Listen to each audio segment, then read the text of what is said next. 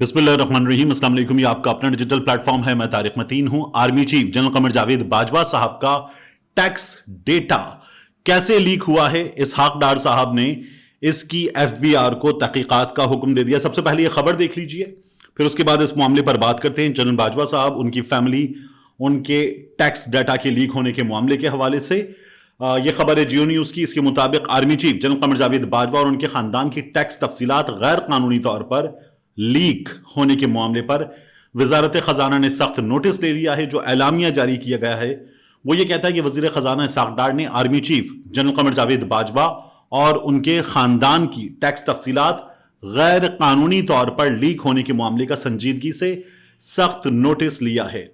एलामिया ये बताता है कि वजीर खजाना इसहाक डार ने टैक्स तफसीलात लीक होने को कानून की वाज़ेह खिलाफ वर्जी करार देते हुए एफबीआर को मामले की फौरी तौर पर तहकीकात करने का हुक्म दिया है। वजीर खजाना ने 24 घंटे में वजीर आजम के मुशीर बराए रेवेन्यू तारिक पाशा को जिम्मेदारों का तयन करके रिपोर्ट पेश करने का हुक्म दिया है। इसहाक डार का कहना है कि जिस नामालूम जिम्मेदार ने ये इत्तलात लीक की, ये उसकी संगीन गलती है। तारिक पाशा जाती तौर पर इस मामले की फौरी इंक्वायरी करवाएं। ये इसहाक डार साहब की जानिब से जारी करदा एलामिया कहता है। इस मामले में मैं आपको एक चीज और इस वक्त बताना चाहूंगा, ये बहुत अहम है और ये हमारे सामने रखी है कामरान खान साहब ने। कामरान खान साहब जनरल बाजवा के जो टैक्स डेटा लीक का मामला है, इसमें ये कहते हैं कि privacy and protection of tax payers data in Pakistan has become a joke. No one is protected. Chief of army staff family targeted today. FBR has turned itself into a free market of privileged information. Government agencies, including so-called NAB, etc., freely breach these laws. ये कामरान खान साहब का इस पर कहना है। ये जो खबर है, ये खबर एक सहाफी हमारे यहाँ बड़े मशहूर अहमद नूरानी साहब जो मुल्क से बाहर हैं, उन्होंने और हकायक.com पर ताहिर इमरान मियाँ साहब ने, इन लोगों ने यह खबर ब्रेक की। इस खबर में ढेरों डॉक्यूमेंट्स हैं, तफसीलात हैं और यह खबर इन दोनों वेबसाइट्स पर मौजूद थी। ये जो दोनों वेबसाइट्स हैं, इनमें से फैक्ट फोकस पाकिस्तान में ब्लॉक कर दी गई, उसे नहीं खोला जा रहा था। मैंने खोल के देखा, मैंने उसकी वीडियो भी रिकॉर्ड किया, आप ये वीडियो देख भी रहे हैं।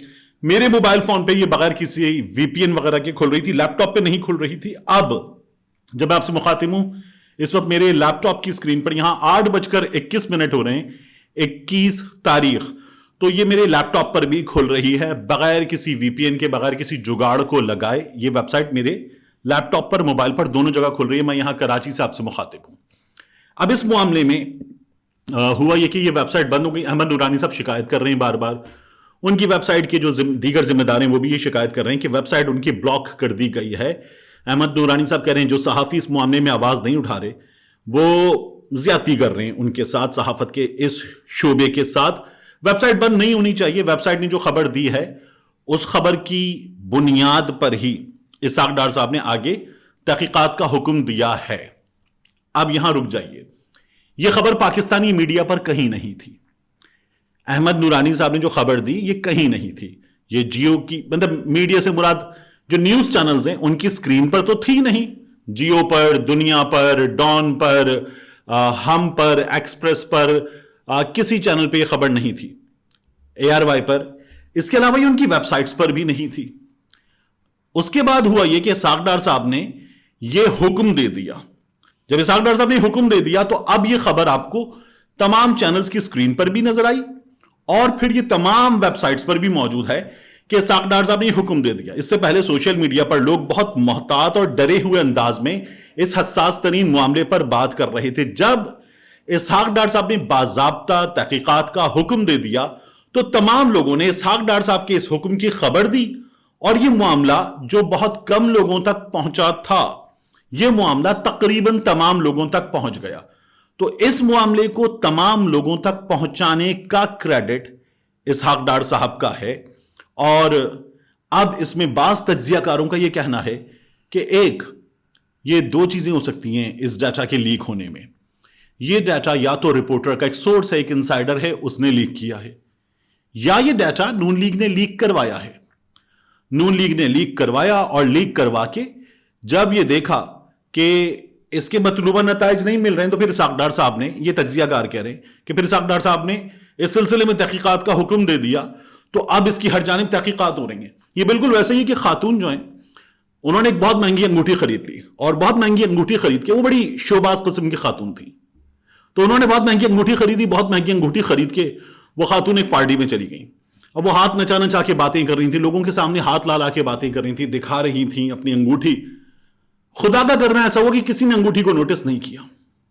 جب کسی نے انگوٹھی کو نوٹس نہیں کیا، بڑی مہنگی ہیرے والی انگوٹھی تھی، تو ان خاتون نے اچانک لوگوں کے درمیان میں کھڑے ہو کر کہا، اوفو بہت گرمی ہے، میں تو اپنی ہیرے والی انگوٹھی اتار رہی ہوں. اور پھر بہت سارے لوگوں نے نوٹس کر لیا کہ خاتون نے ہیرے والی انگوٹھی پہنی ہوئی ہے. اسحاق ڈار صاحب نے وہی کام کیا ہے. وہ خبر جو نوٹس نہیں ہوئی تھی کہیں بھی، اسحاق ڈار صاحب نے وہ خبر سب تک پہنچا دی ہے.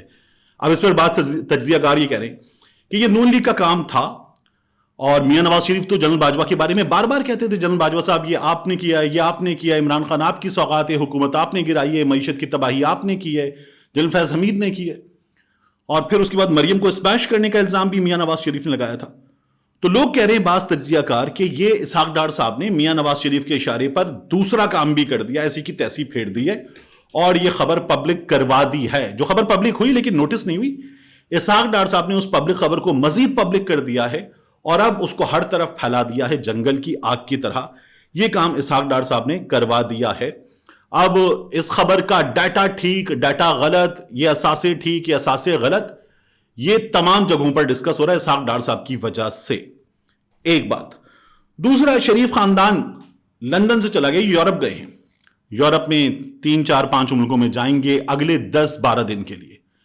وہاں گھومیں گے پھریں گے، اور گھوم پھر کر واپس لندن آئیں گے. یہ ہے خبر. اس معاملے میں بعض دوست کہہ رہے ہیں کہ یہ بھاگ گئے لندن سے. ایسا کیوں ہوتا ہے؟ دیکھیے، ابھی کچھ عرصے پہلے شہباز گل صاحب پاکستان سے گئے. شریف خاندان کے یہاں پر لوگوں نے اور مسلم لیگ نون کے لوگوں نے کہہ دیا بھاگ گیا، یہ ملک سے بھاگ گیا، واپس نہیں آئے گا، بھاگ گیا، بھگوڑا. ان لوگوں نے کیا. شہباز گل صاحب واپس آ گئے.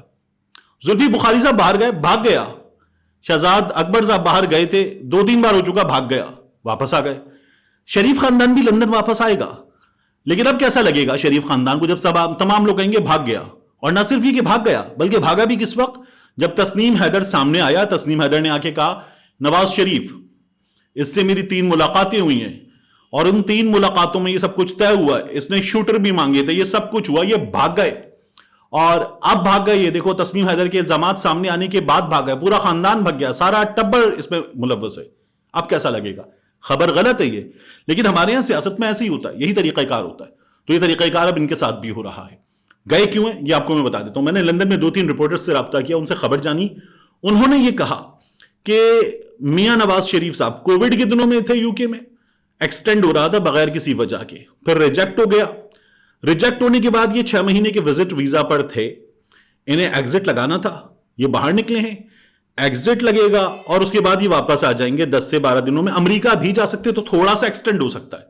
امریکہ جانے پر یاد آیا، کچھ دن پہلے یہ ویڈیو میرے پاس اسی وقت آ گئی تھی جب یہ لندن میں بنی تھی، جب مریم نواز شریف اور ان کے بیٹے جنید صفدر مبینہ طور پر لائن میں کھڑے ہوئے تھے ویزا لگوانے کے لیے. میں نے نون لیگ کے کچھ دوست تھے وہاں پر، ان سے پوچھا، انہوں نے کہا ہمیں پتہ نہیں ہے، ہمیں نہیں پتہ کیا ہوا، نہیں معلوم ہی نہیں ہے ہمیں دیکھ لیں گے، پتہ کرتے ہیں، بتا دیں گے آپ کو، آپ بھیجیے ویڈیو. میں نے ویڈیو بھیج دی. انہوں نے اس کے کہا پتہ ہی نہیں ہے، آپ کس سے پوچھیں؟ مریم بی بی سے تو پوچھ نہیں سکتے، میاں صاحب سے پوچھ نہیں سکتے، جنید سے بھی نہیں پوچھ سکتے، تو وہی لوگ بتا سکتے، تو نہیں پتا. یہ ان کا رویہ تھا اس پر. اب یہ امریکہ بھی جا سکتے ہیں. جب یہ خبر آئی ہے، دنیا نیوز نے یہ خبر دی ہے، تو پھر یہ لائن میں کیوں کھڑے ہوئے تھے وہ بھی آپ پر کلیئر ہونا چاہیے. ممکنہ طور پر یہ دونوں لائن میں نظر آ گئے، باقی لوگ بھی گئے ہوں گے. وہ لائن میں لگنا ان لوگوں کا نظر نہیں آیا تھا، اور یہ امریکہ کا ویزا بھی لگوا چکے ہیں. اس کے علاوہ میں اس ویڈیو میں ایک کام اور کروں گا. عمران خان صاحب کی جماعت نے کہا ہے فیض آباد میں دھرنا دینا ہے، 26 کو جب پہنچیں گے دھرنا دیں گے، اور دھرنا دے کر بیٹھیں گے. تو دھرنا دے کر بیٹھ رہے ہیں، اور ان کی جماعت جو ہے وہ اپنی تیاری کر رہی ہے. عمران خان صاحب کہہ رہے ہیں ایک سرپرائز ملے گا. آج اجلاس ہوا ہے، اجلاس میں یہ تمام چیزیں ڈسکس ہوئی ہیں ٹھیک ٹھاک طریقے سے، ڈیٹیل کے ساتھ.